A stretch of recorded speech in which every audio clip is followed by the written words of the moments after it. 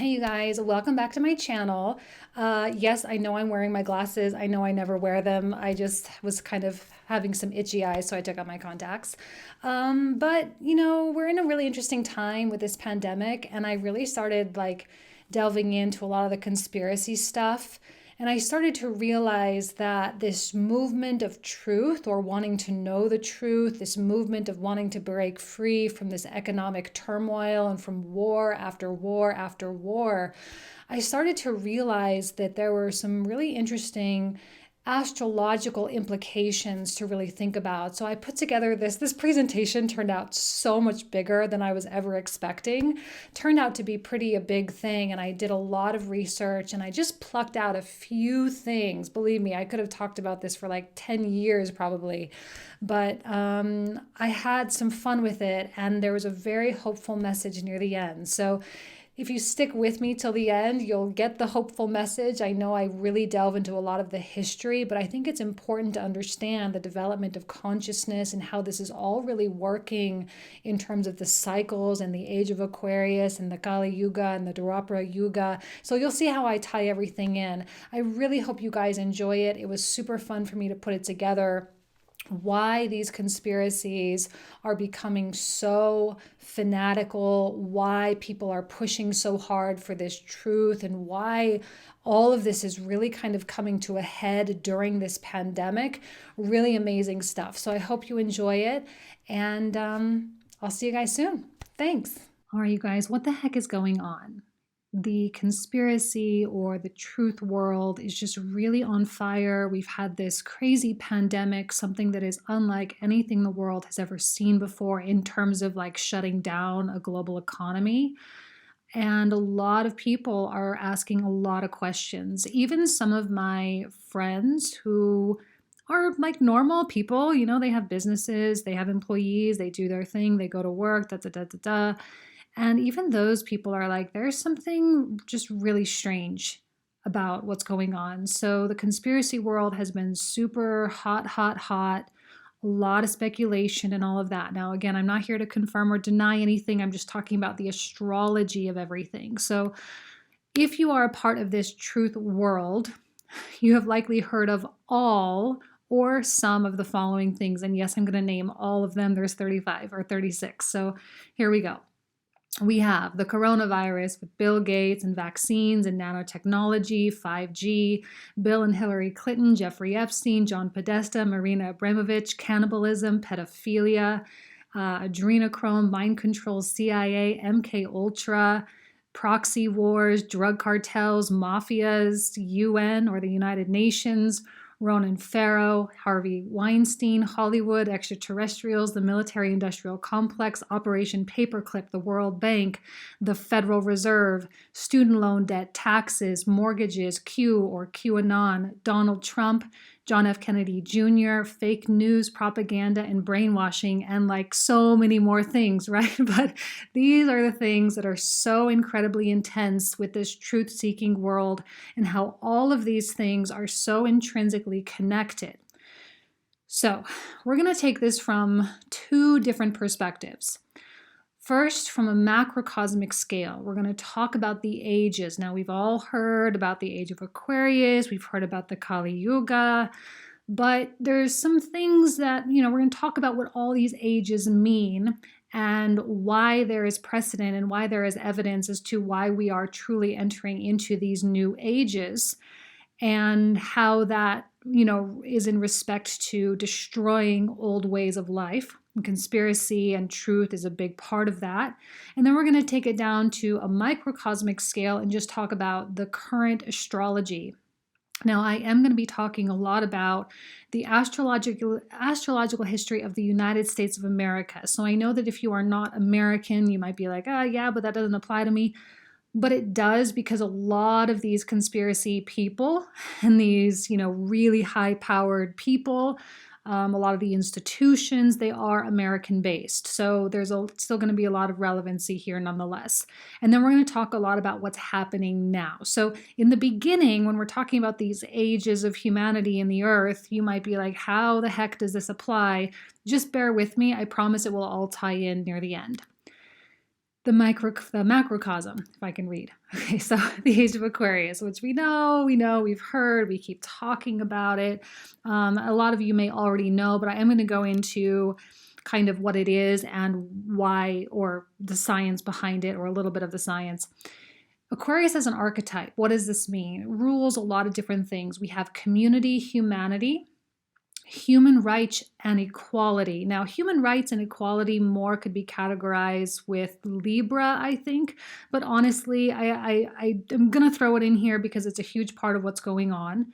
Science and technology, space exploration, electricity, the ether, communication, and then there's, of course, the revolution, rebellion, freedom, and anti-establishment component. And when all of these things come together, we see massive changes in the world. And just to give you just a few like little things, right here we have Nikola Tesla. Now he wasn't an Aquarius, but his work was highly Aquarian in nature. Aquarius is futuristic. It is always ahead of its time. It's inventive, innovative. It pushes the limits. The problem that the Aquarian archetype has, though, is that it is only limited, or is that it is limited only to what has been done and accepted up to that point. So when you have someone like Nikola Tesla coming in and really pushing the boundaries really fast and really far, coming up with some kind of a concept of free electricity, free energy for everyone on the planet, the old way, which was money, control, power, was not ready for that. And so therefore he was unable to break it. And it's that kind of this constant struggle that we have with Aquarius is we want to push, we want to go, we want to grow, we want to evolve, we want to change. And yet we're always hitting up against this barrier of the way it's always been done. And the Yellow Vest protests, I think, were a huge part of that.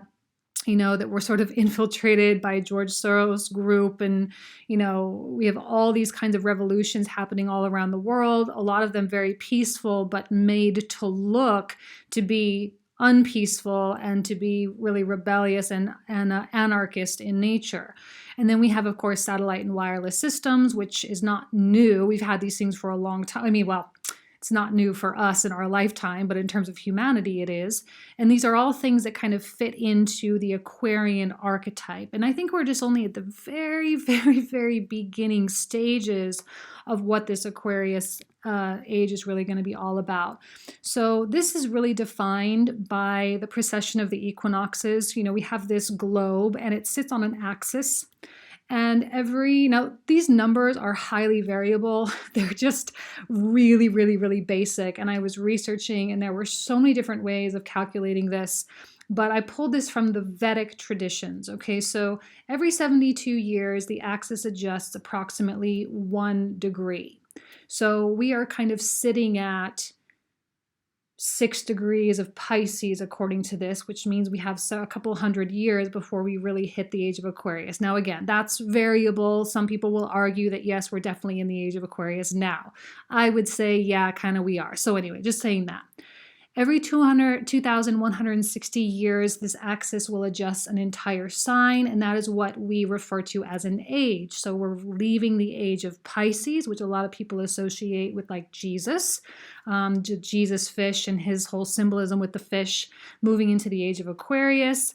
Moses comes in and says, we got to destroy this golden calf. Well, that's the destruction of the age of Taurus, moving into the age of Aries, which is why a lot of in tradition, they still blow the ram horn, right? The horn of the ram, like age of Aries, which is signified by Moses, and then Pisces and then Aquarius. So the full revolution of this, again, a lot of people have different numbers, but just going by the Vedic teachings, every 25,920 years, this axis will make a full revolution, and this is what we call the Great Year. Now, moving away from the Age of Aquarius and moving into the Yuga system, we have the Kali Yuga and the Dwarpara Yugas, and these are especially relevant to us now.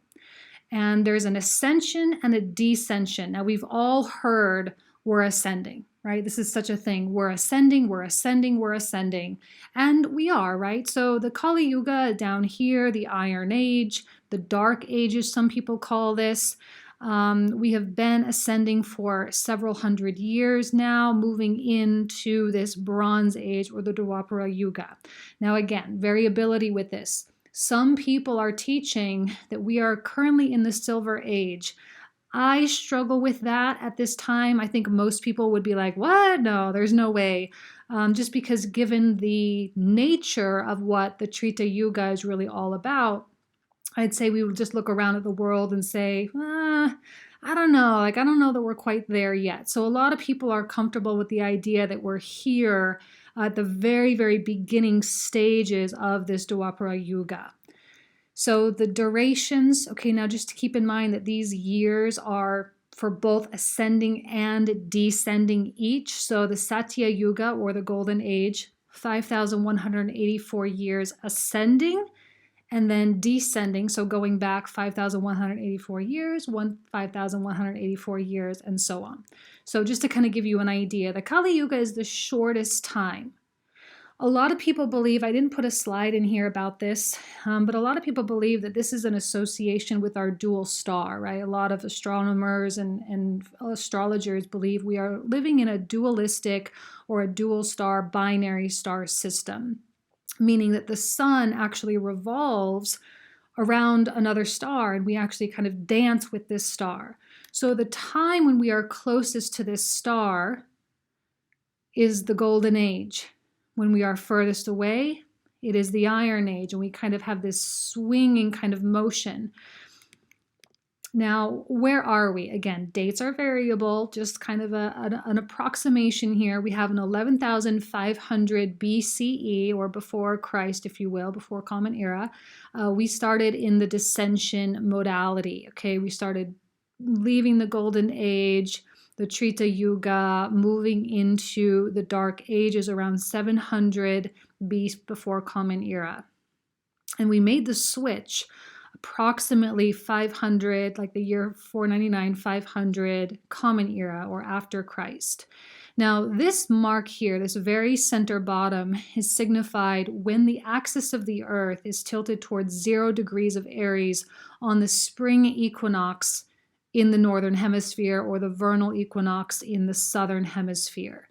And over here, this is when the axis will be tilted toward 0 degrees of Libra, okay? So it's definitely Aries and Libra, very important here. This is one of the reasons why a lot of astrologers struggle with the Western astrology system, is because Western astrology is connected with our calendar system, meaning it doesn't change with this precession.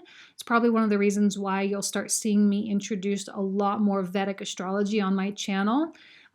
That's because of the precession of the equinoxes. So here we have this ascending Iron Age, and around 1700 Common Era, we enter into the Dwapara Yuga. Now, we have been in this twilight or this turnover time frame between iron and bronze since 1700 up to 1900 approximately. Here we are sitting currently like in the very beginning stages. I just put a big fat star there so you can see. But since the 1900s, we've officially been in the Dwapara Yuga proper, meaning we're not in the twilight zone anymore. We're in the middle of it. We're going forward. And I think we can see that in a lot of areas of development here. So let's talk about what these ages mean and what they symbolize. So the very first age, the one that we're coming out of, is the Kali Yuga, or the age of materialism. This is a time when humans are least evolved, and we are so incredibly dependent on the material, and that includes our bodies. When we are very, very concerned with what we have, we're concerned with money, we're concerned with housing and shelter, and we're so incredibly dependent on this material. And there's not a lot of consciousness during this time, right? We have wisdom that is destroyed and hidden, which we've absolutely seen, right, through the medieval ages and during the destruction of the Roman Empire. Dogmatism, of course, we have, things like the Catholic Church, very important. We have slavery, abuse, violence, and war, which has been nonstop pretty much since, we can remember anyway. Now, I did throw transhumanism in here. Now, this is kind of an interesting concept to think about because it's not technically a Kali Yuga concept. It's kind of a mixture of like the Age of Aquarius in this, where we have this idea that we want to be immortalized. We want to be forever living and dependent on machinery. And our bodies can be seen as technology as well. We want to be always attached to the material because for whatever reason, we don't understand that we continue living in spite of a body. So transhumanism is kind of like the degradation of the Kali Yuga, which is really scary because it can keep us here, has the potential to keep us here. This is a time where merchants and finance are on the rise, where power is set with the people who control the money. That's Kali Yuga theme. And time moves very quickly during this time as well, meaning we age very quickly, we die very young, we experience, like when we get older, we're like, oh my God, like time just seems to just fly by. We always say that. And that's a part of the Kali Yuga. As we move forward, or as we ascend into the Dwarpara Yoga, this is the age of energy. Now, a lot of us would be like, oh yeah, like this actually makes a lot of sense. This feels comfortable with where we are because we have technology. We have this transcendence of space and distance, which is very real, right? We have our cell phones. I can pick up the phone and call someone in China, and it's almost as like they're sitting right next to us, or I can get on my computer and talk. So we've only seen the beginning of this transcendence. We're going to see some pretty amazing innovations in this regard coming up here in the next few hundred years. We have spiritual revolutions, which I think we're like really at the very, very beginning stages of, especially here in the United States. This is a time when we develop our intuition. Now, again, I did talk about transhumanism, so this is kind of like trapped between the Kali Yuga and the Dwarpara Yoga, these kinds of concepts where we take our energy and our consciousness and we trap it inside technology. There is still dependence here on material, but it's not as negative or low vibrational the way it has been in the past. This is a time when we're able to harness our self-power and where humanity connects. And we see how technology has played a huge part in that over the years. But we are still selfish during this time as well. There's a substantial period of learning where we learn about who we are, and we still have to deal with separation, meaning I am me and you are you. We still have that kind of perspective and that kind of consciousness level. This is a time where we have a rise of kings. Before, right, in the last slide, we had the rise of merchants and finance who rule the world. Well, now we have kings, but kings are not, dictatorial in this age. They are seen to be servants and leaders, true government. If government was not adulterated by money and finance and corruption, then they could actually lead kind of in the way that a chief would lead a tribe. And I think we're going to see the rise of more honorable leaders who are doing good things if we can get out of this Kali Yuga consciousness. As we move forward, we move into the Treta Yuga, which is the age of thought. Spiritual evolution at its finest. This is when we really start understanding our metaphysical capabilities. When humanity does not depend so much on material because we understand telekinesis and telepathy. It is rumored that Stonehenge, pyramids, all those kinds of things were done using the Treta Yuga powers during the Age of Thought. And a lot of those megaliths were erected using thought, right? Telekinesis. This is a time of manifestation where Our needs can be met like that. We don't have to work. We don't have to earn to have the things that we want and need for survival. This is a time of peace and compassion. There are very few wars during this time. And even if there is a war, it will be handled without death, right? It won't be like with guns and knives and bombs. It is essentially a time of peace. And this is a time when we make that transition from the good of all over to the good, or sorry, the good of the all takes precedent over the good of self. Also, we have the rise of spiritual leaders or the priest class during this time. So we will be, and again, this isn't like the Pope.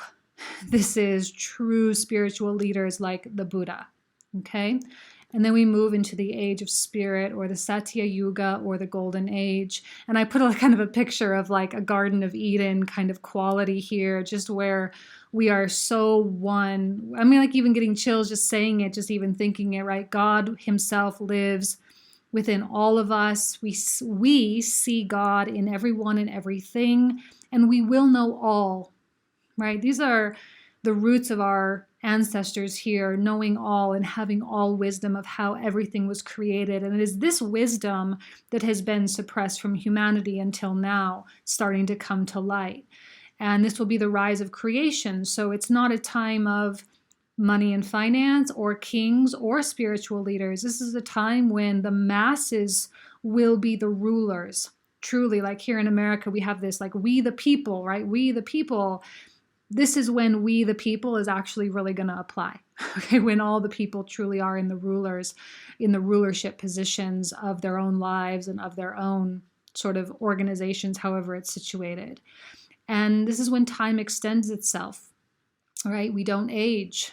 We have one quote unquote language, even if we need one, right? We'll be telepathic by then. So we will be communicating through telepathy probably only at that point.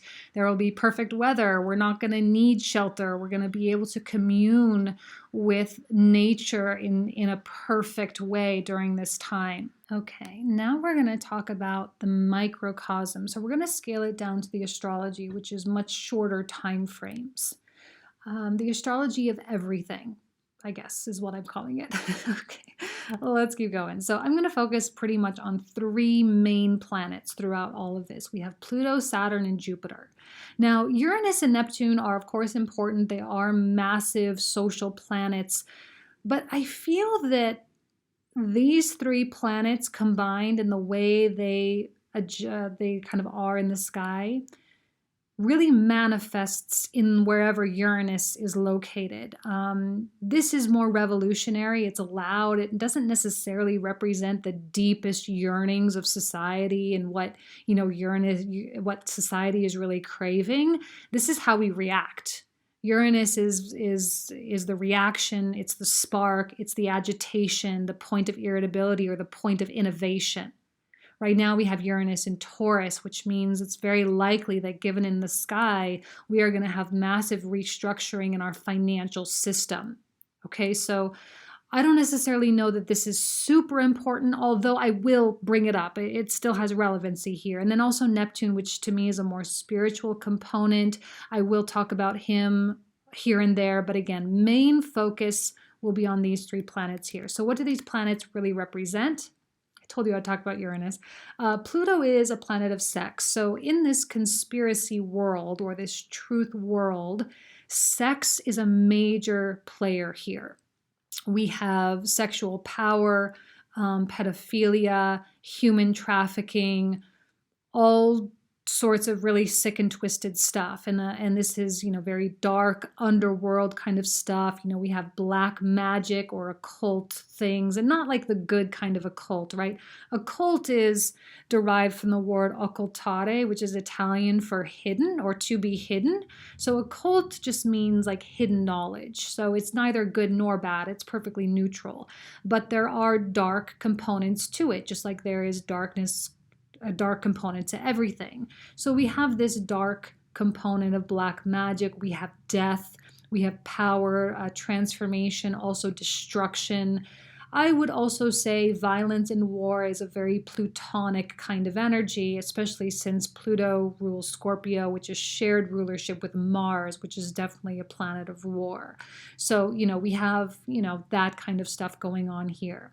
Saturn is power as well, but it's a lot more muted. It's not violent. It uses laws, it uses restriction, it uses regulation, but it is structure, it is government, it does represent morality or lack thereof. And it also represents the material world. So when Saturn manifests in a negative way, it can signify someone who is so completely connected to the material rather than the spiritual. So again, that transhumanism kind of concepts coming in as well. Saturn is also a planet, again, of service and servitude and hard work and all that kind of stuff as well. I'm trying to keep this really high level though, so it's not necessarily about you guys and your personalities. This is about societal structure. Jupiter is spirituality, philosophy, understanding, God, abundance, freedom, prosperity. I'm also going to use the word magnification because Jupiter magnifies things that he comes in contact with because he is a planet of expansion. So we're going to talk a lot about how he magnifies or exposes things coming up here in just a little bit. And then, of course, we have Uranus, freedom, revolution, anti-system, invention, futurism, evolution, iconoclasm. Very out of the box Uranus is. He's the one that's got the rings going vertically. He's unpredictable. So let's move on. The main focus, the main archetypes or the main zodiac signs that I'm going to talk about: Scorpio, Sagittarius, Capricorn, and Aquarius. Again, this is not personal personalities. These are archetypes. So a lot of the social restructuring happens when major planetary transits occur in one of these 4 signs. Very important, right? Because we have these 6 signs at the bottom: Aries, Taurus, Gemini, Cancer, Leo, Virgo, all connected with the internal or the self. We have just kind of our own existence, our own state of being. We have our sustenance, our food, our nutrition. We have our thoughts, our feelings, our creative abilities, and we have our perfection of self. Okay. And then we have society, this external world up here, starting with Libra, going all the way toward Pisces.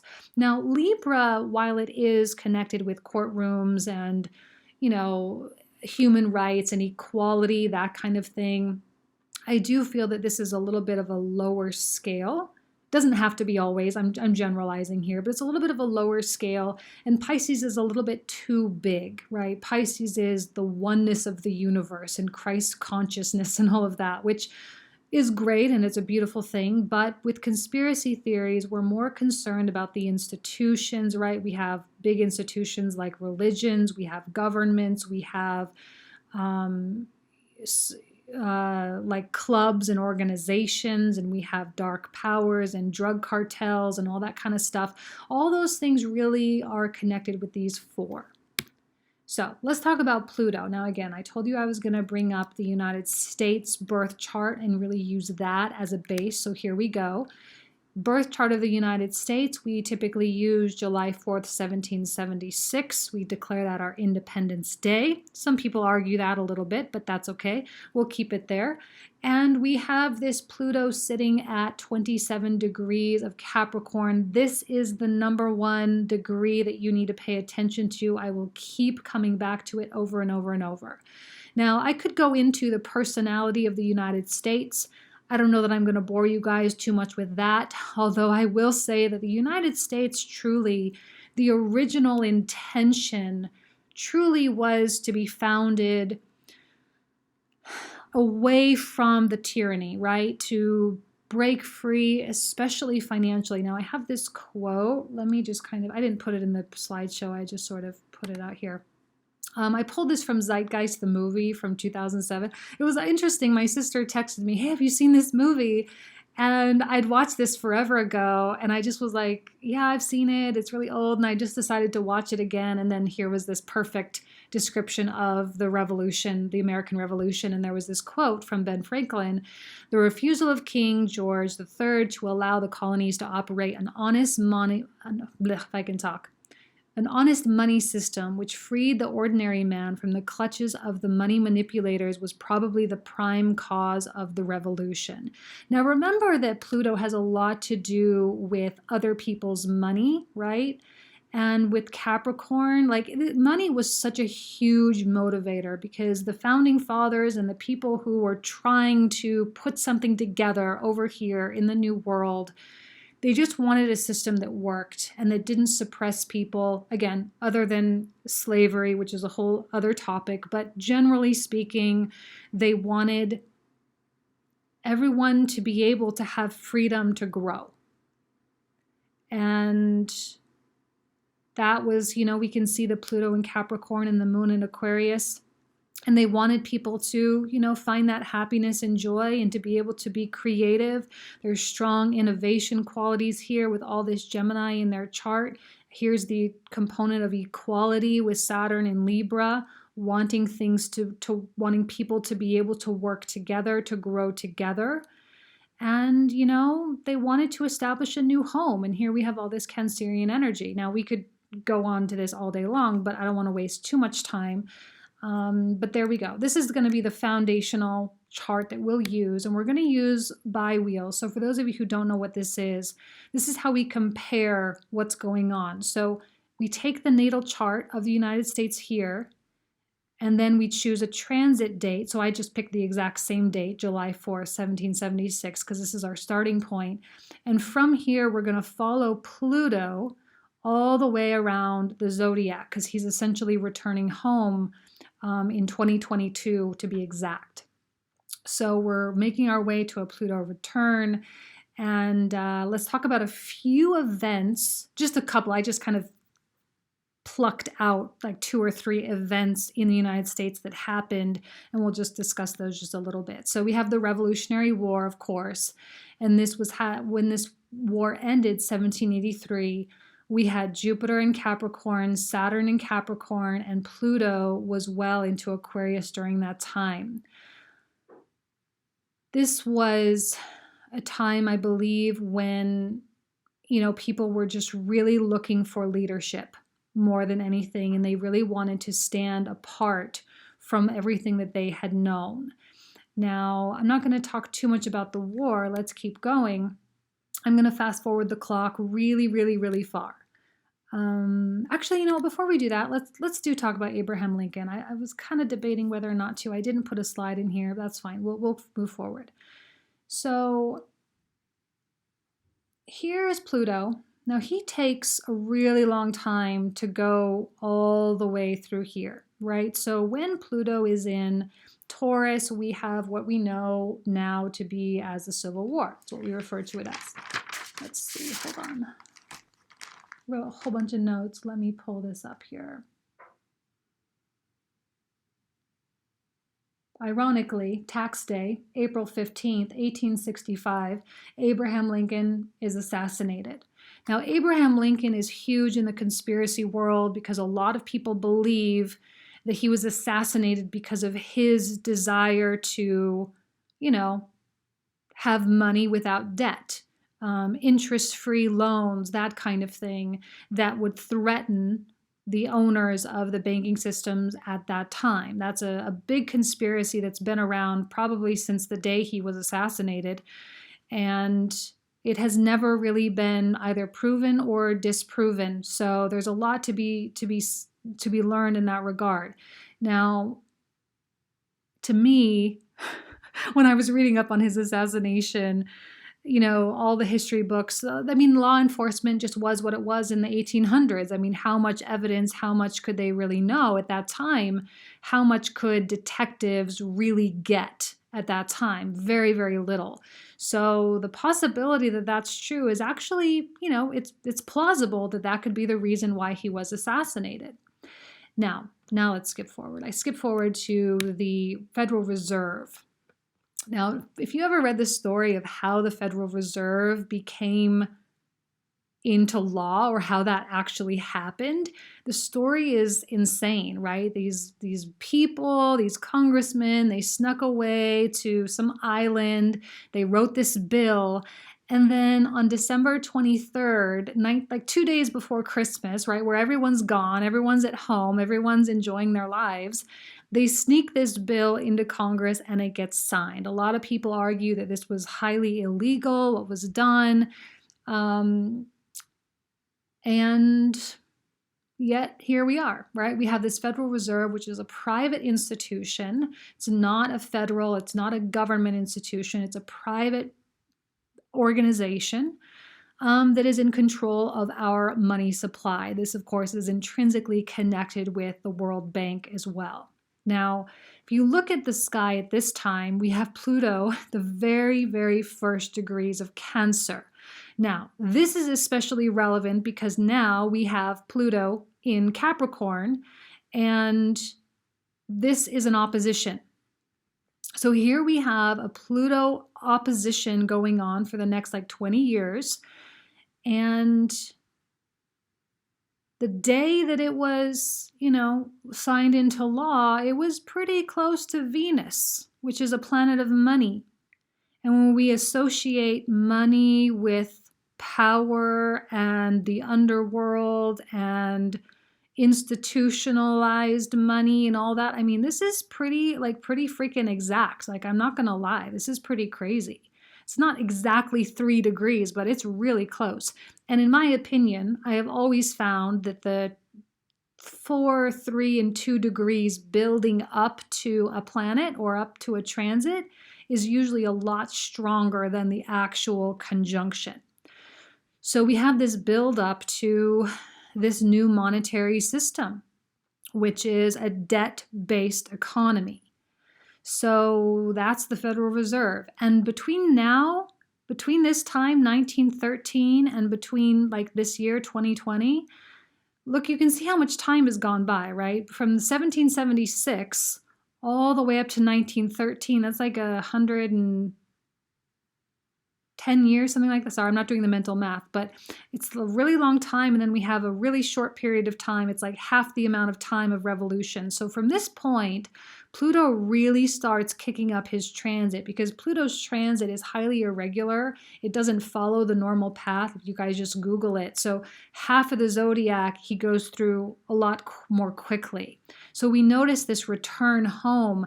And this is really the time, I think, that conspiracy stuff and all the really dark stuff that we see in this world starts just really amplifying. It gets really powerful and just kind of gets worse from here from the historical perspective. So here we have this Pluto-Pluto opposition. I wanted to bring this in. This was 1937, 27 degrees of Cancer, boom, 27 degrees of Pluto, and we also had Jupiter coming in at this time. Now, between 1913 and 1937, what did we have, right? Well, we had World War I, right? We had this shooting down and sinking of the Lusitania, right? A lot of people call that a false flag operation in the conspiracy world. We had the Roaring Twenties, which was a time when the reserve was just pumping up the money supply like crazy. And then, of course, we have October 1929, which is when all of a sudden, boom, economy crashes. And there's a lot of theories around, that was a purposeful economic crash, that this was something that was highly planned. We needed the Depression in order to get into World War II, which 1937 was right around that time when Hitler was starting to really, really make some dents, right? He was really starting to kick things up. Things were happening, and this kind of dark power became really, really powerful. Now, 1941, this is the date, Pearl Harbor, when the United States gets into World War I. Again, a lot of conspiracy around the idea that there needed to be many countries in a war, because the financiers of these wars were profiting off of every single country, off of every single side, selling them the oil, selling them the machines, selling them the weapons of destruction so that they can also go and make money in rebuilding the things, right? Rebuilding the places. A lot of people believe Pearl Harbor was a false flag as well, something that was purposefully instigated and with Japanese sanctions, a lot of other tactics were taken to increase stress and to increase strain for U.S. and Japanese relations, specifically to make this happen, specifically to get the United States in the war. Google it. Again, I'm not here to confirm or deny. I'm just saying that it's interesting that this happened with Pluto North Node conjunction. The North Node, as we know, is a really powerful planet. This is a planet if it manifests in kind of a negative way, it's very erratic. So we have this really erratic, powerful, crazy kind of planet. And then we have this intense desire. Okay, both of these are really connected with desire and obsession, by the way. Now, my belief, if these conspiracies are in fact true, my belief is that once the Fed was founded, in 1913, right, connected with Venus, connected with our monetary system. We go through a war. We go through the Roaring '20s. We go through a Great Depression, and we get into another war. To me, this signifies arrogance. And that this is a time when the people, the powers that be, became shocked. I will use that word. I think they were shocked that they were able to get away with it. I think they were shocked that no one said anything, and shocked that there were people lining up to sign up to go fight this war, right? And that's, again, a lot of people of influence, and in this time frame, were born at this time, right? World War I ends, soldiers come home, and we have what? The baby boomer generation. Boom, right? Children, right? Fifth house, Pluto, planet of sex, planet, house of children. Boom, there it is. So who was born during this time? Hillary Clinton, Bill Clinton, Jeffrey Epstein, Donald Trump. Oh my God, there's like 10 more. I had this whole list in my mind. Bill Gates was born during this time as well. So when this connection with the fifth house or Leo and Pluto manifests negatively, I think this is similar to like a Pluto in Aries or a Pluto in Capricorn or a Pluto in even Scorpio. If this manifests negatively in a person's chart, it can be one of the most toxic placements, in my opinion. Okay? It can be the most narcissistic, most double-sided person. Maybe even Pluto in Gemini people as well, although we don't really have any of those people right now. But, we have plenty of Pluto in Leo people, baby boomers still with us. And, my parents are like this. They're great people. I'm not saying this manifests that way for everybody, but if this planetary system goes wrong or this planetary alignment goes wrong, it can be really wrong. And it can get really selfish and it can get really, really dark. Selfish and greed probably is a mark of this negative manifestation here, okay? So, and then we also had Saturn and Uranus that day building up to one another as well, where boom, all of a sudden, where we all thought we were safe and we all thought we were doing what we were doing, all of a sudden changes. Okay, so anyway, that's Pearl Harbor. Didn't mean to go off on that. And then we have John F. Kennedy, right? Again, another huge, huge face in this truth world. Someone who stood up and said some very controversial things, talking about things that people probably really didn't like. And there are video, right, recordings of this, because don't forget, during the 50s, this was a time when television started to come into every single home. This was a time when the CIA was first founded, and their involvement with Hollywood got started right away. Pluto in Leo, let's go back, right? Pluto in Leo. So Hollywood, the CIA, all that kind of stuff connected Pluto and Leo. So now we have the death of John F. Kennedy Jr., and this was a generation. I've done readings for people with the Pluto-Uranus conjunction, but the people who were in their adulthood during this time, likely the Pluto in Cancer and the Pluto in Leo generation, definitely remember a time, right? It was the 60s. This was a time, Vietnam War, right? 1969, they did the draft. And that was a huge violation against the American people. This was not a war that people were like technically lining up for the way they were for World War I and World War II. I think Americans at that point were like, this is super fucked. Are you serious? Like, what are we even doing over there? None of this makes any sense. And when you think about and study the Vietnam War, you realize that this was not a war that was meant to be won. It was a war that was meant to be sustained. It was a war that was meant to keep going because, again, the financial component. But this was a generation that wasn't fooled. They didn't have the wool pulled over their eyes. They weren't stupid, right? Like, these are people who were deeply connected to the collective like, look at this, guys. Uranus, Pluto, and Neptune right here. These people were not stupid, and they knew what was going on. They understood that this war was nonsensical and that there was no benefit. There were no winners here.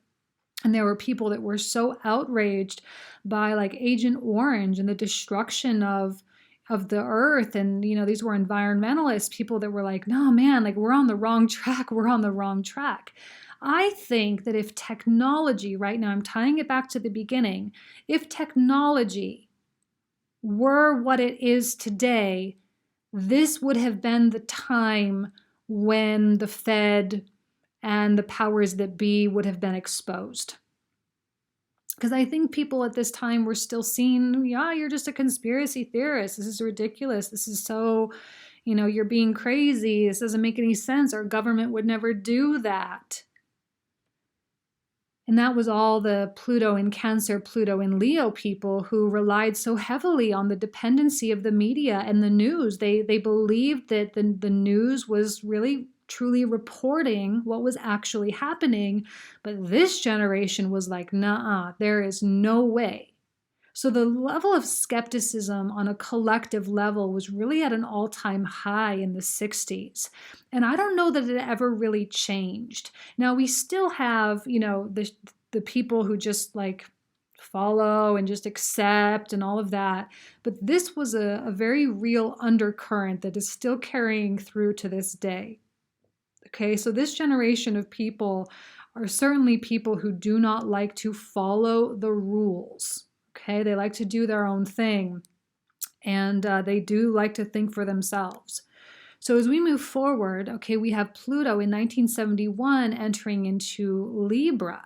Now, so here we have Pluto actually, and Pluto and Uranus both. The Uranus moves a little bit faster than Pluto. So Pluto and Libra, I keep messing this up. Pluto and Uranus both going into Libra. Uranus sort of catching wind a little bit and making his way into Scorpio. This is a generation of people that they are caught between worlds. This was a very glamorous time as well, full of beauty and aesthetic, right? The 1970s, supermodels started becoming really a big thing, and entertainment and television. It was bigger than it had ever been before. It was just barely invented anyway, but it was bigger than it ever had been before.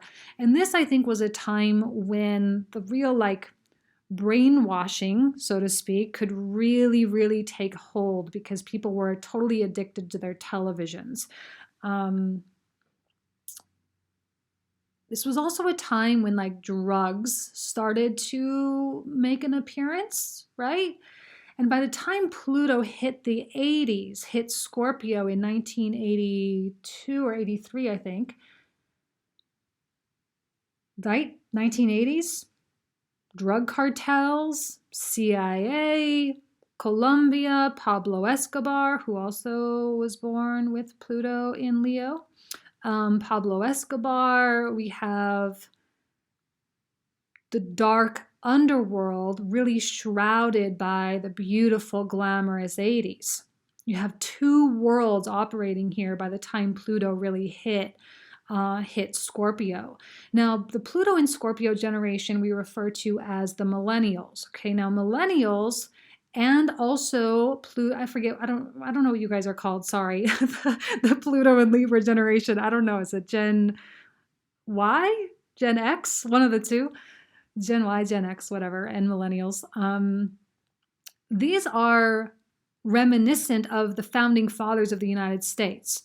Thomas Jefferson, John Quincy Adams, not Benjamin Franklin. Benjamin Franklin had Pluto in Leo.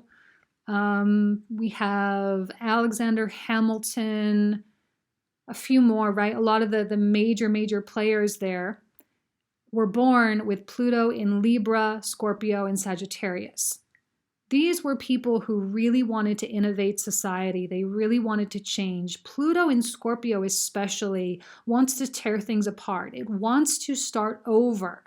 So I think the kids, my age, right? The kids who were born since 1971, I think Pluto in Libra can get really fed up with inequality. This is something that they don't understand in their own relationships, inequality, and it's something that they don't understand in society.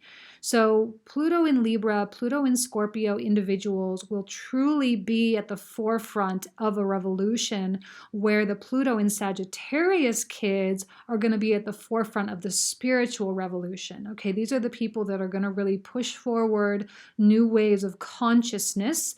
And then the Pluto in Capricorn generation are going to be kids who just like totally against the rules, but they want to rebuild something that actually works. Okay, so there's a lot of hope in the sky for us right now in terms of never looking back, because the environment has never been what it's been before, right? Technologically, Age of Aquarius, leaving the 1900s, right? We're officially in the Dwarpara Yoga, so we're officially there. And now we are here. Okay, so let's move forward. So Pluto's journey through Capricorn. I'm going to forward the clock to 2008. Pluto enters Capricorn January 25th, 2008. Well, you guys, look at this sky. What was happening in 2008? Obama versus McCain. This was a huge election in the United States. Definitely going to go back in history as one of the most important first African American elected to the presidency. And I look at these planets, and I look specifically at Pisces, and we have Uranus in Pisces, and we have Neptune in Aquarius, right? So Uranus, ruler of Aquarius, Neptune, ruler of Pisces. We have what we would call, even though they don't use these outer planets in Vedic astrology, we would call this a Raja Yoga in Vedic astrology. Really, really powerful component here.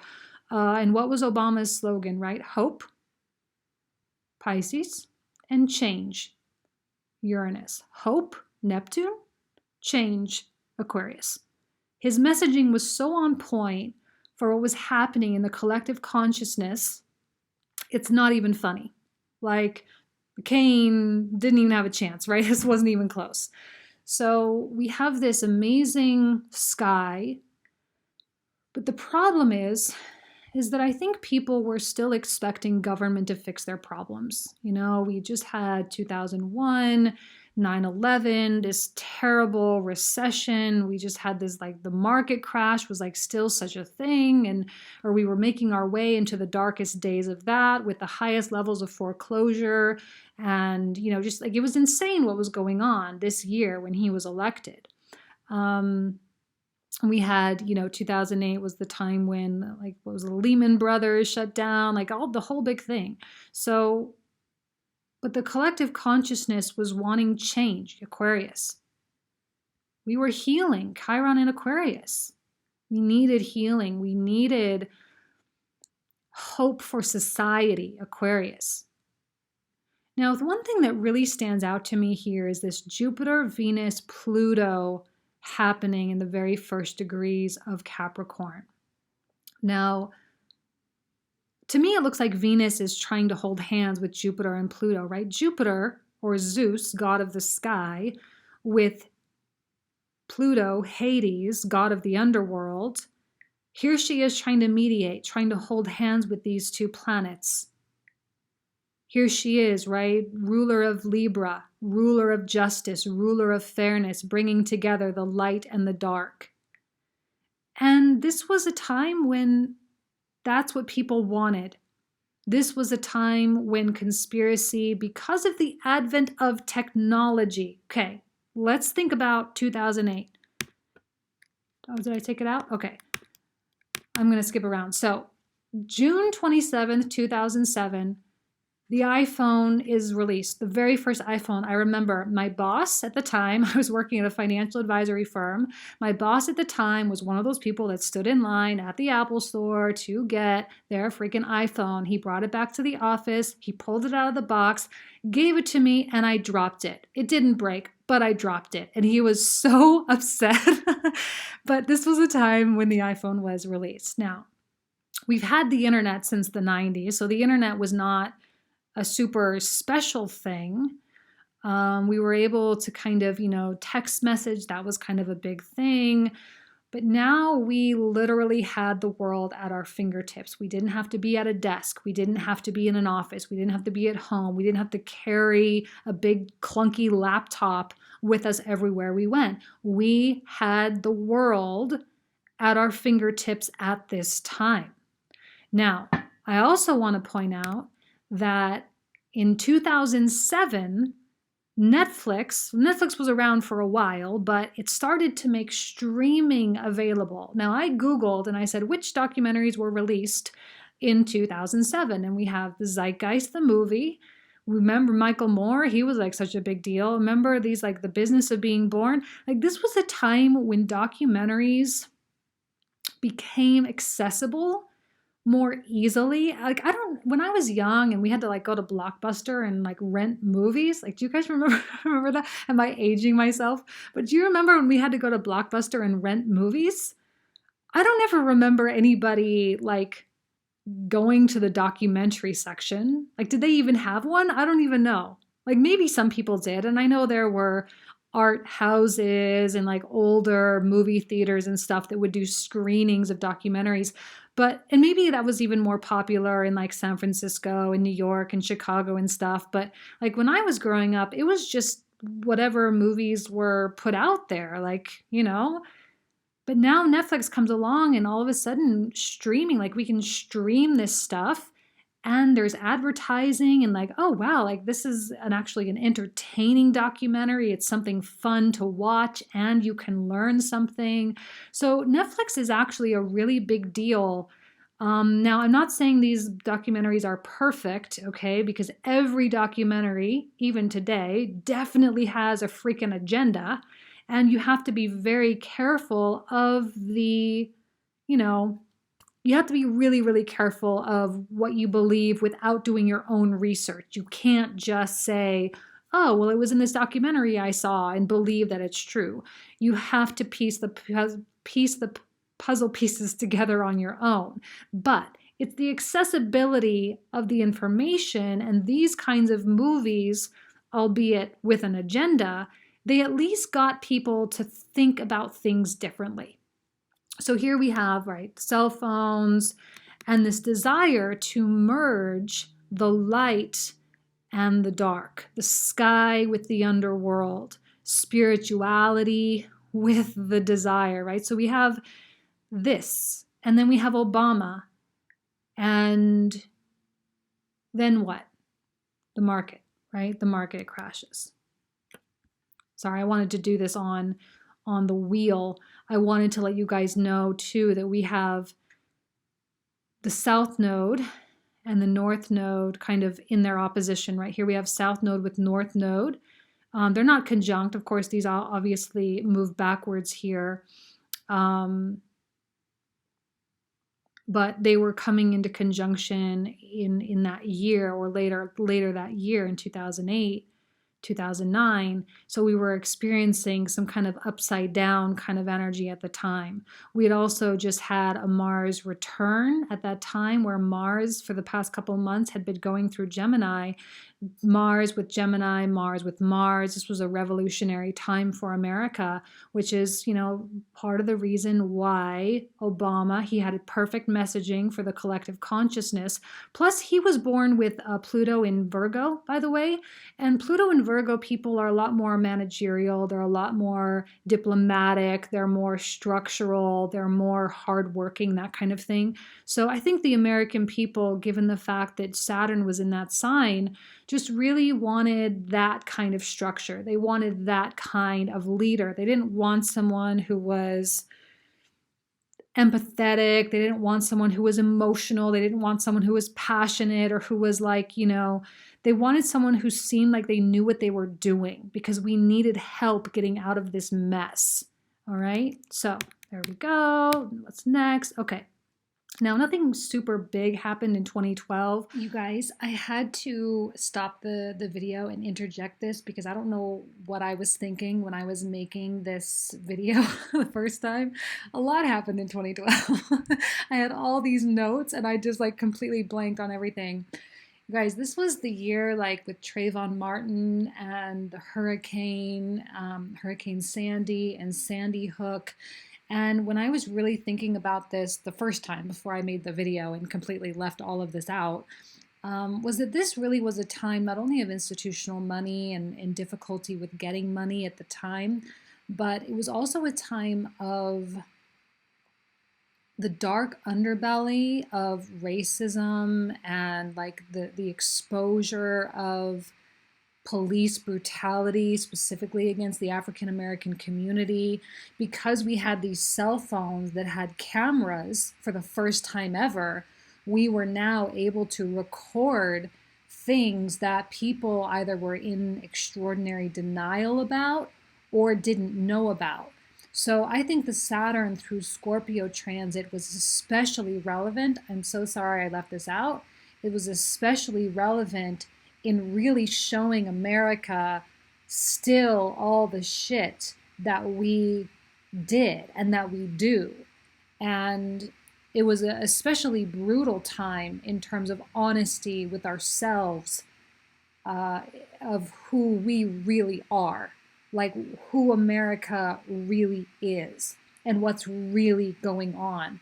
Police brutality is definitely under the realm of Scorpio, the police, law enforcement, definitely under the realm of Scorpio.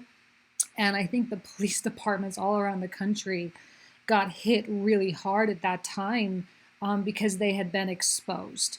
So I'm going to cut back to the original video, but I had to interject that because it was super important. I do want to note, though, just as an FYI, this was, a difficult time to get institutional financing, right? For a house and stuff, because everyone was foreclosing and short selling, and, the housing market was still struggling in 2012. So the financing was probably the hardest or the most notable part of this. Plus, we had the North Node in Scorpio as well. So, that's something. That's definitely something. And in 2015, near the end of this transit, as Saturn was entering into Sagittarius, there was a movie that was released called The Big Short, right? That was, a movie that was about how certain people knew that this housing crisis was going to happen.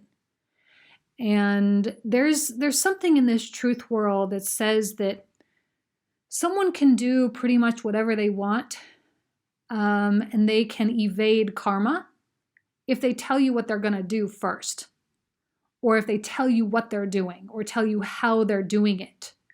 And then that's how they kind of cleanse their conscience, or they cleanse their karma. It's well, I said I was going to do it, and because I said I was going to do it, and they gave me, permission by not doing anything. And that's definitely a thing that we'll bring up a little bit later here in just with the next couple of slides. But it's interesting how that movie and the connection with Hollywood and all of that, it's interesting that that movie was made after the fact, but it still really illuminated the darkness of really what was happening, and that people knew this was happening and they were doing this on purpose, and that people profited off of this when so many millions of people lost so much. And that I think was a really powerful movie that exposed a lot of this sort of corruption here as well. So that's kind of interesting. This transit kicking off the beginning, boom, of Saturn, Pluto, and Jupiter over the next several years. So just keep that in mind. Now, skipping forward, holy cow, you guys, so much stuff happened when Jupiter was in Scorpio in the realm of sex scandal. It was insane. Now remember, Jupiter magnifies. Jupiter is going to magnify everything he comes in contact with. So here we have Jupiter. Now Saturn is in Sagittarius at this time, and we have Pluto getting closer. He's almost 10 degrees away from his original 27-degree position. Trump was in office at this time, right? He'd been in office since January, and he was well underway. A lot of controversy around Trump.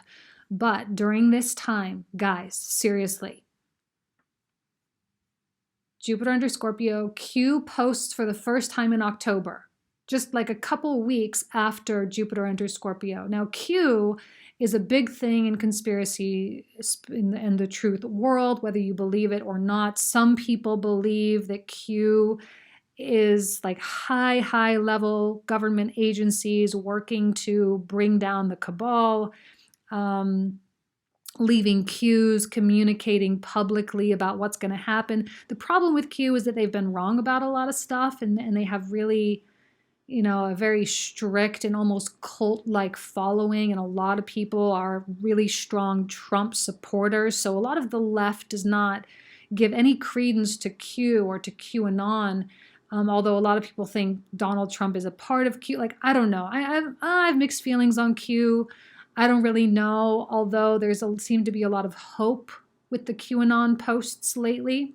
It's just that like a lot of things they said didn't really come to fruition, but that's okay. It's a part of it anyway. Now, so Q posts, and then Harvey Weinstein was like officially publicly accused. Now, he had been going through a lot of stuff over the course of the couple years prior, but, Ronan Farrow wrote this book, right? Ronan Farrow, daughter of Mia Farrow and Woody Allen. He's this young kid, super smart, like brilliant freaking kid who is this truth-seeking investigative reporter in New York City, and he goes full throttle against Harvey Weinstein, bringing like 50 or some amount of women, bringing witnesses and everything to the forefront and into the public eye. Remember, Jupiter really is going to expose a lot of stuff. He's going to magnify and enlighten and shed understanding on a lot of things. So it was almost impossible, I think, for a lot of people to hide any sexual indiscretions. Now, there wasn't anything with pedophilia that came out, but there were, a little bit with Jeffrey Epstein a couple years prior. But I think actually Jeffrey Epstein was accused. Did I write this down? I think he was accused. Oh, this was in 2008. Oh my God, you guys, let's go back. 2008, remember? Hold on, let's go back. 2008. Jeffrey Epstein was convicted of procuring a 14-year-old girl for prostitution and soliciting a prostitute during this year. So maybe that was actually something worth noting, just because he comes back, later on. He's such a major player in that.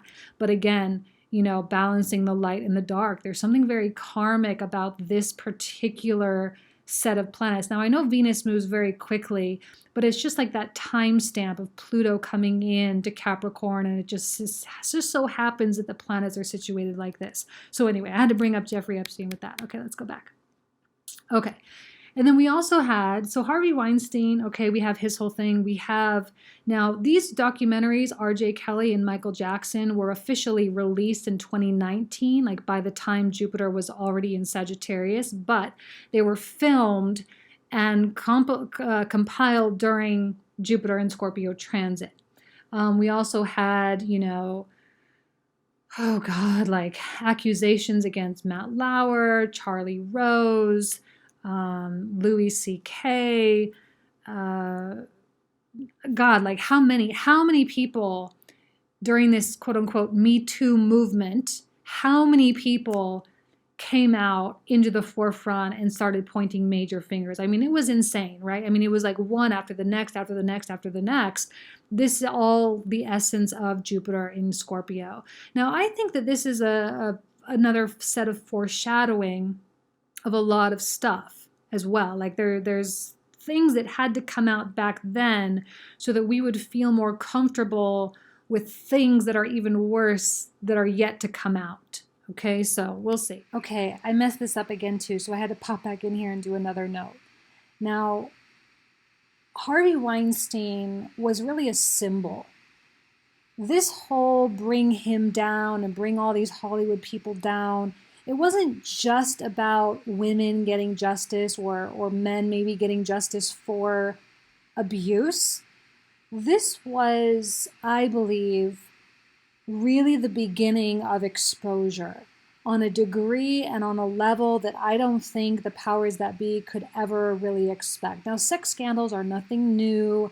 You know, it happens all the time. But this was at such scale. It wasn't just like one or two women against one man. This was like 50 women against all these different men. And this empowerment of women and this empowerment of, speak, say it, me too, we've all been there, let's all be safe enough to say it to make this stop.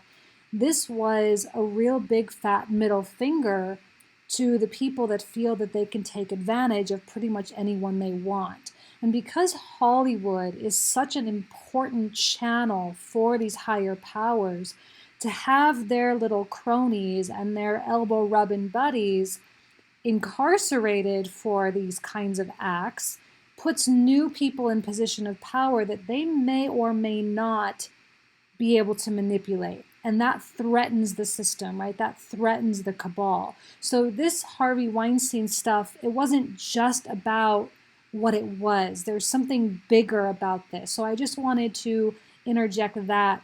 And I didn't mention this either, but a couple of years later, earlier this year in 2020, Jupiter and Pluto come conjunct, and it's right exactly the time when Harvey Weinstein is officially sentenced 23 years in prison for his sexual assault. So that's a very exciting moment, a very exciting time in what's going on, and definitely worth noting. Earlier this year, now, January 12, 2020, we have, amidst a season of eclipses nonetheless, we have the Sun, Pluto, and Saturn, and Mercury, all Mercury is 23, but all three of these planets are at 22 degrees. I mean, this is insane. This is such, again, a powerful Sun coming in and going up against both of his opponents, really. Saturn is considered the end of the solar system in the Vedic studies, but Pluto is really the kind of last major entity, not technically a planet, but an entity at the very edges of the solar system. So here's the Sun coming out and being like, we are going to shed light on this. This is going to be a big deal. Jupiter conjunct the South Node, really illuminating the elements of the past and what used to be, and the leadership that we kind of don't really have, and coming through and saying, don't worry, it's okay. I think Jupiter is really offering us a lot of hope during this time, and he will continue to do so throughout the course of the rest of the year. Now, there was something interesting that I came to light on. I have to go back to the next slide, but I'll finish this thought before I do.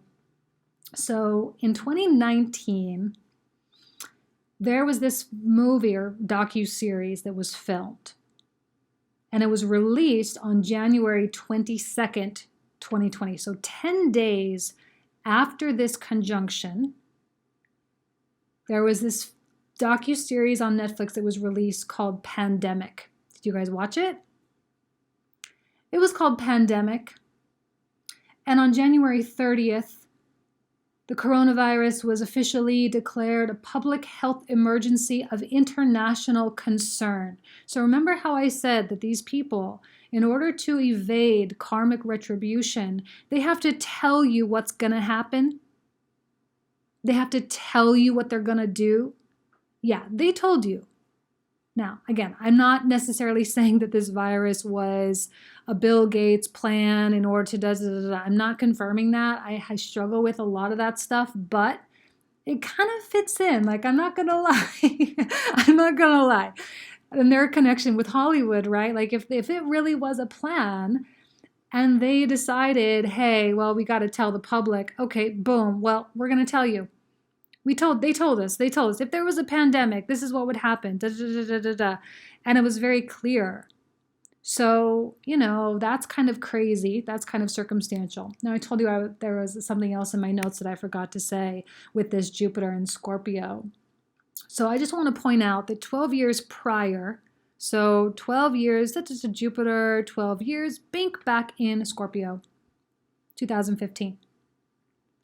Guess what else was launched in 2005? No, not 2015, 2005, sorry. YouTube.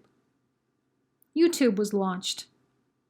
So do you see how this Age of Aquarius and the technology component and the transcendence of space and distance is becoming that much more relevant? Whereas back in the 1960s, there couldn't have been a revolution. There couldn't have been, there just couldn't have been what we're hoping to have now in terms of change, because there just weren't enough people on the same page, because it was very difficult to get out credible messaging. Like, do you see that? And so now that we have the phone in 2007, and this 2007, 2008 was also a time when Facebook overtook MySpace as the most prominent social media platform in the United States or in the world. And that platform as a major news distribution network. And then we also have Twitter coming out after that, and all the other social media platforms coming out. That is transcending the space and distance gap. And so conspiracy theories and truth-seeking movements that have always been around have never earned notoriety, because just simply not enough people have had enough information at their disposal in order to really understand it. So now we really are at this precipice where there's really not any excuse for anybody to not know stuff. And if they don't know something, there's no excuse for them to not Google it if they want to understand. And it's almost kind of like a social ridicule thing of like, oh my God, you don't know? Like, how do you not know? How have you not heard this? That kind of thing. So, okay. So do you see how everything's coming together, this turnover of the cycles and all that? Today, as of April 26th, when I took this screenshot, we had Pluto. So after that major conjunction, Saturn moves into Aquarius, and Jupiter and Pluto come into conjunction. Now, this was the first of the conjunctions, right, April 4th.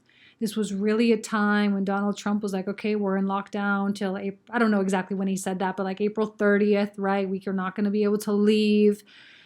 And we have 3 of these conjunctions because Jupiter is going to be coming forward, then he'll be going backwards over Pluto, and then backwards again.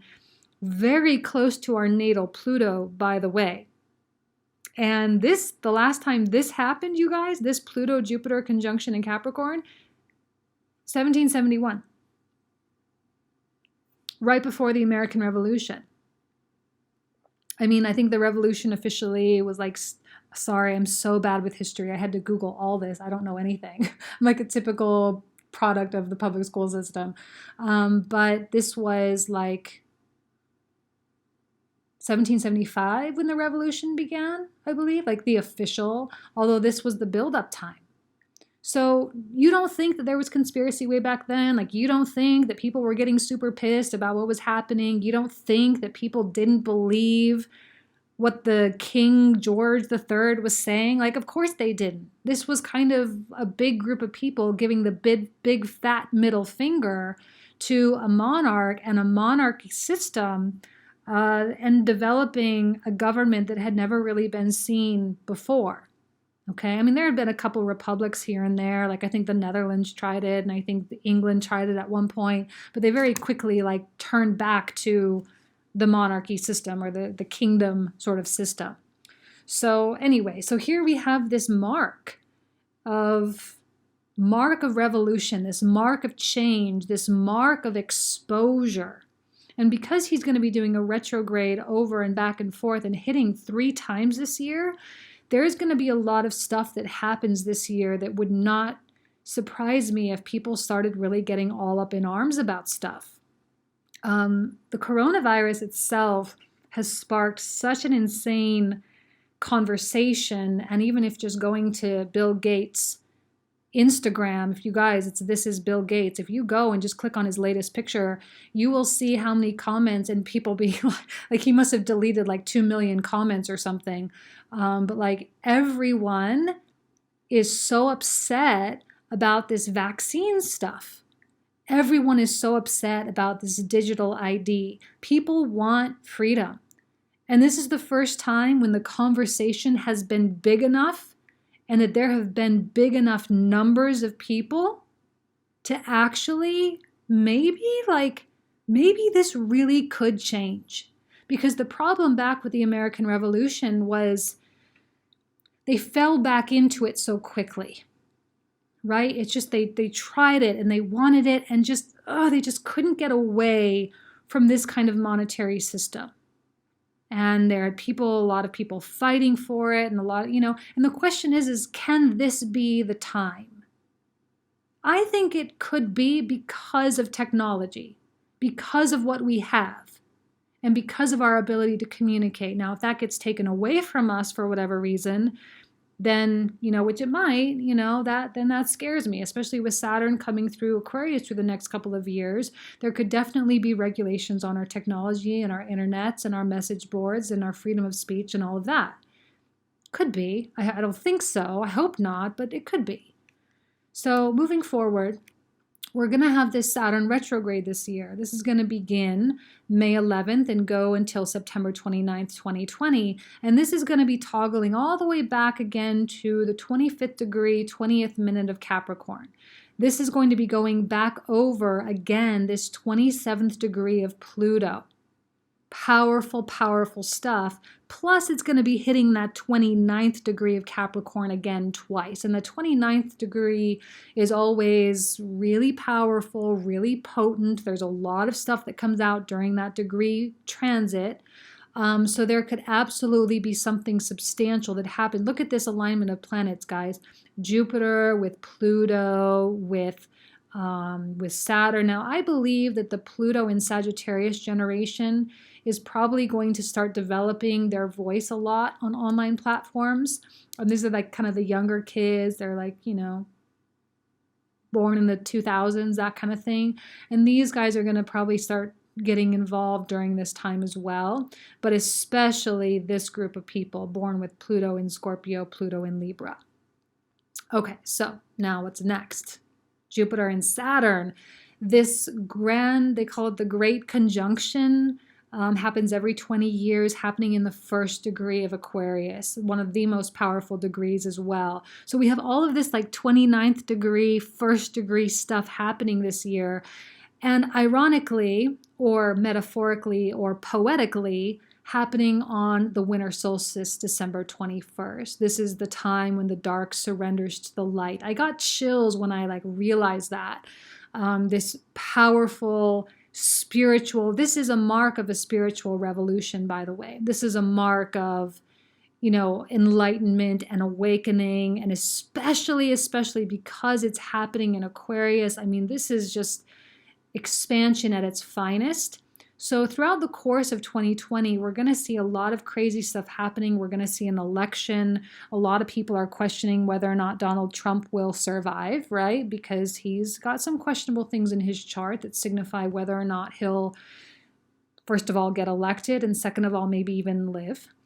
We know from JFK and Abraham Lincoln, also, not necessarily monetarily concerned, but Martin Luther King, who came in and really threatened racism. Racism is such an important part of this bigger plan, such an important part of this conspiracy. Racism and differences with religion, it's all this separation that is so important. This could be a time when the American people or the global citizenship starts to realize how important unity actually is, right? Because Aquarius is all about community and all of that.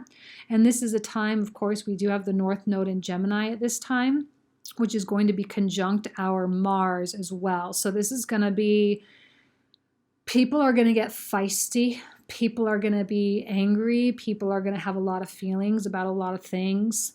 And this is going to be something like just really, really important to pay attention to, you guys. Do I think it's going to be the crash and the fall of the whole global economy? Not necessarily, but I do think there are going to be massive, major political events that are going to be happening during this time, okay? Now, February 19th, 2022, and all throughout 2023, there is this Pluto return. He'll be going forward, going backwards, and forward again, all against this Pluto return degree of 27 degrees. We are still going to have Saturn in Aquarius during that time. To me, if we are going to have a crisis, I suspect it will be during this time. Pluto return is, I don't know, we've never gone through one of these before. No single human being has experienced their own Pluto return. We know about Saturn return, right? But Pluto return only happens once every 250 years. So no one really knows, other than through looking at history, what this could be. But because of the United States, this is their first one, we don't really know. We don't know how this is really going to manifest. Is this the mark of a new American Revolution? It might be. And it might be one of peace. Pisces. I think Pisces is a very peaceful sign. I think this is an energy where people, you don't want to fight. The problem with Pisces, though, is it can be very delusional and it can be very helpless and self-sacrificing. And there can be some issues with that. But it could also be one of the greatest things that the American people have ever seen, or the global citizenship has ever seen. This all happening across from our natal Neptune here, creating Neptunian energy all the way. So we'll see. If lies were to come out, or if there were to be major deceptions, it would likely be during this time. Okay? So now we are moving into Pluto in Aquarius, which again, at the 1770s, 1780s, this was a time during the American Revolution.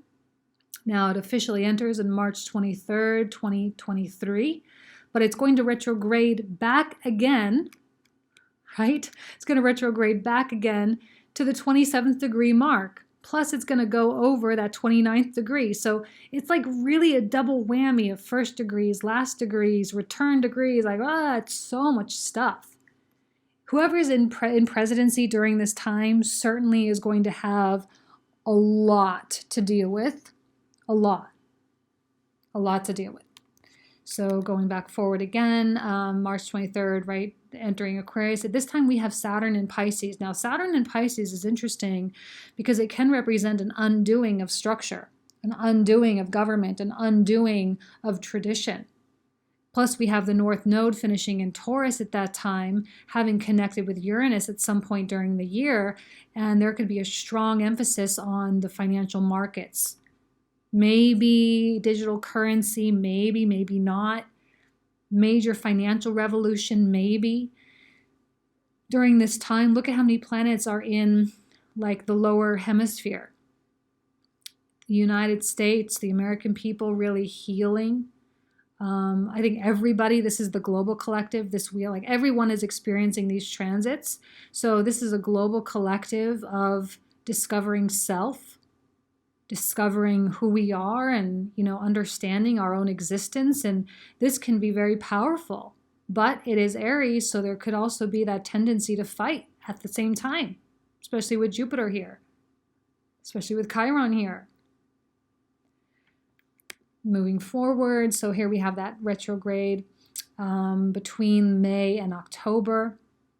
Retrogrades back to 27 degrees. At this time, we have the North Node entering into Aries, and we have a Chiron return. The United States is going through a Chiron return. So if there was going to be any kind of breakout, revolution, that kind of thing, I would suspect 2022, 2023 to be the mark for that kind of thing. And we still have Saturn in Pisces during that time as well, which is still a massive undoing. So, I guess we'll see. In 2024, again, Pluto will be, because he's going back and forth, right? 2022, 2023, 2024, continuing to touch this 29-degree mark over and over and over again. Now, that North Node at that time, this will be October of 2024, this North Node will still be in Aries. Saturn will still be in Pisces. Jupiter at this time is going to be conjunct throughout the course of 2024 as he's kind of going here and doing a retrograde and going back again. He's going to be coming in contact with both Uranus and Mars. And this again, powerful magnification. This is going to be a time when the American people are feeling very restless. Probably more so. I think this is a time when there's going to be massive innovation technologically. There's going to be some new thing that happens, some new thing that occurs, and it will change the course of the human story. Okay? It will definitely change the course. Chiron return retrograde. So all through 2023 and 2024, these Chirons are going to be connecting right here. And Chiron returns can be very painful. There can be an identity crisis. This is like when America is like, oh my God, who the heck are we? What is going on? I don't even recognize the world anymore. That could be a strong potential. But I think it's good, right? Because we have to completely destroy something before we can truly rebuild. That's kind of the Plutonian tower card in the tarot kind of energy. You have to tear it apart before you can rebuild. And before you can tear it apart, I think you have to understand what's really going on. You have to understand the magnitude of everything. Now, remember what I said before, like ever since Pluto entered into Cancer way back when, like in 1913, and then it entered in and we got that Pearl Harbor, World War II. And this was a time when arrogance started to really kick in. Do you remember when I said that? Did I say it? Hopefully I said it. This was a time when all through since the 50s, 60s, 70s, 80s, 90s, like with all the stuff that these powers that be have gotten away with, the arrogance they must feel and they must be experiencing, they must feel invincible. Even with all the conspiracies and with all the truth and with all the investigations and with all the stuff, are they still not scared? Are they still, like, if there actually are pedophiles ruling the world right now, are they really not scared of like what's happening and what's like, do they not know? Do they not see? Do they not believe? I don't know. Like, I feel like they are definitely living in their own delusion right now. And there's a following and there's a mass, kind of truth world that is growing, and they are just oblivious to it. Until now, I think with Bill Gates and his threads and comments on his Instagram, I think they might start being like, okay, whoa, hold on. People are starting to really understand, and even if that's not true, there's still this resistance again, like, I'm not going to let you vaccinate me. I'm not going to let you do that. I'm not going to let you put something into my body that I don't agree to, that kind of thing. So it'll be really interesting to see. And then from that point, 2025, we have this really interesting thing. It's like a little dance happening with Saturn and Neptune here in the very first degrees of Aries. Now, right here, they don't necessarily conjunct. They don't touch. They kind of come together and then they both start retrograding. right? They both start going back, and at this time we have the North Node in Pisces, which can definitely be a time for peace if that's what we want, can definitely be a time for peace and coming together. And as Neptune and Saturn come together and go backwards together in Pisces, this could be the year that there is maybe an entirely new government in place, maybe an entirely new monetary system in place.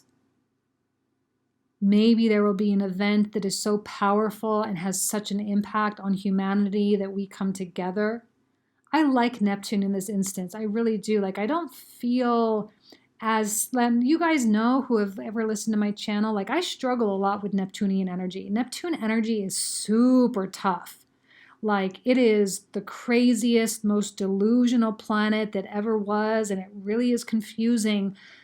But it is a planet of spiritual liberation. And because it's coming together, remember when I said that this is a planet of materialism and the material world. I think it might be freeing us from that. And I think what we're going through now, remember all the foreshadowing? I kept talking about all this foreshadowing. What we're going through now is a lot of foreshadowing for 2025 with this particular conjunction, right? We're going to have this spirit versus material union. And to me, I think we make peace with it in the same way, like I don't want to skip all the slides back, but in that 2008 where we had Jupiter, Venus, Pluto, like the working together of the spiritual. And I love that. And then we also, on this day, when they start kind of going backwards, we also have Uranus at the 30th degree, right? 29 degrees, 53 minutes of Taurus. And this could be finishing out massive revision to the financial system. Okay? Really finishing out that chapter there. And then March 18th, 2027, we have Pluto connecting finally after all this time, right? This is 7 years from now, guys. This is a long time in the future. And now, after all this time, Pluto connects with the South Node. That really might liberate us in some way, shape, or form. That we can't begin to understand this yet. I think that it's a little ignorant of me or arrogant of me to say that I'm going to know what this is. Of course, I don't. No one does and no one can. But this is going to be a powerful transit. Plus, we have all this stuff happening down here in Leo as well, which Leo is, of course, all about creation. So, what else do we have?